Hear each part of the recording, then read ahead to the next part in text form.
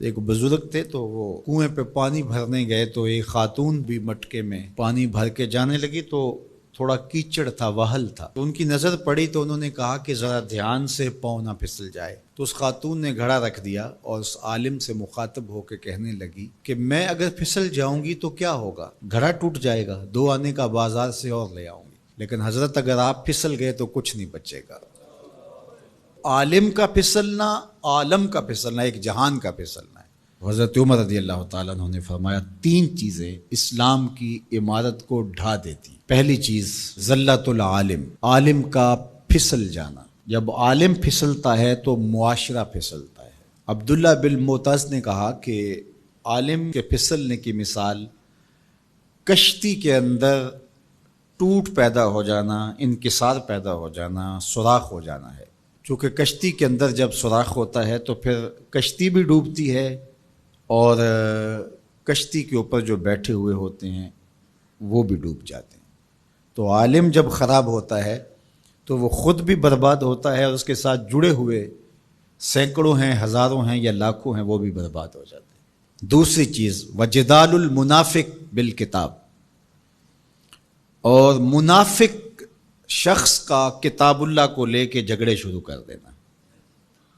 منافقین جن کے اندر نفاق بھرا ہوا ہے وہ مفسر بن جائیں، وہ قرآن لے کے بیٹھ جائیں اور لوگ ان کے فالوور بن جائیں اور وہ لوگوں کو گمراہ کر رہے ہوں. جب کسی قوم کے اندر منافق منبر و محراب کے مالک بن جاتے ہیں اور وہ قرآن سے لے کر مجادلے کر رہے ہوتے ہیں تو قومیں برباد ہو جاتی ہیں.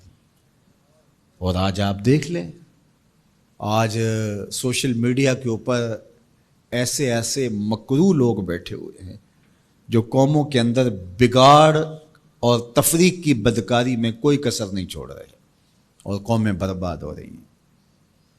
اللہ تعالیٰ نے قرآن مجید میں فرمایا لوگوں میں سے کچھ ایسے لوگ بھی ہیں کہ جن کی باتیں ایسی ہیں کہ تمہارے دل کو لگیں کہ واہ واہ کیا بات کر رہا ہے، لیکن وہ الد الخصام ہیں، وہ انتہائی لوگوں کے اندر فساد برپا کرنے والے، لوگوں کے اندر شر پیدا کرنے والے. فرمایا تم ایسے لوگ دیکھو گے قرب قیامت میں کہ وہ پچھلے گزرے ہوئے لوگوں پر لعنت کریں گے. وہ کہیں گے جو دین ہمیں سمجھ آیا ہے وہی دین ہے. ماضی کے اندر بڑے بڑے محدث، فقیہ اور بڑے بڑے بزرگ، وہ کہیں گے ان کو کیا پتہ تھا، دین کی تو سمجھ ہمیں آئی. اور آج ہم دیکھتے ہیں کہ لوگ کہہ رہے ہیں کہ ہمارے جیسا تو کوئی زمانے میں ہے ہی نہیں، دین کا تو فہم ہی ہمیں ملا ہے. ماضی میں تو سارے لچھے بیچتے تھے، انہیں کیا پتا تھا دین کیا ہے. اور بزرگوں کی پگڑیاں اچھالی جانے لگی. تو کہا کہ دوسری چیز جو اسلام کو گرا دے گی وہ جدال المنافق بالکتاب، منافق کے ہاتھوں میں کتابیں آ جائیں گی اور وہ کتاب اللہ کو لے کر کے قرآن پڑھ کے حدیث پڑھ کے لوگوں کو گمراہ کر رہے ہوں گے.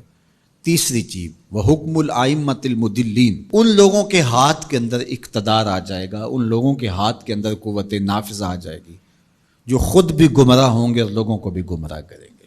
جب یہ 3 چیزیں ہو جائیں، حضرت عمر نے فرمایا تو اسلام کی عمارت ڈھا دی جائے گی. جب فتوے حکمرانوں کی مرضی کے مطابق دیے جائیں گے اور وہ اپنی خواہش کے مطابق فتوے کا معیار طے کریں گے تو پھر نتیجہ وہی ہوگا جو اس وقت پوری دنیا کے اوپر مسلمانوں کا ہو گیا. اور آج اسلام دنیا کے اوپر غریب الوطن ہے.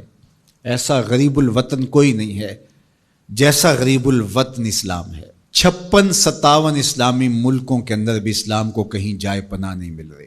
اج دین نبی دا وانگ یتیماں کر کر تکے کھاوے، کتھوں لباں عمر بہادر جڑا روندے نوں گل لاوے.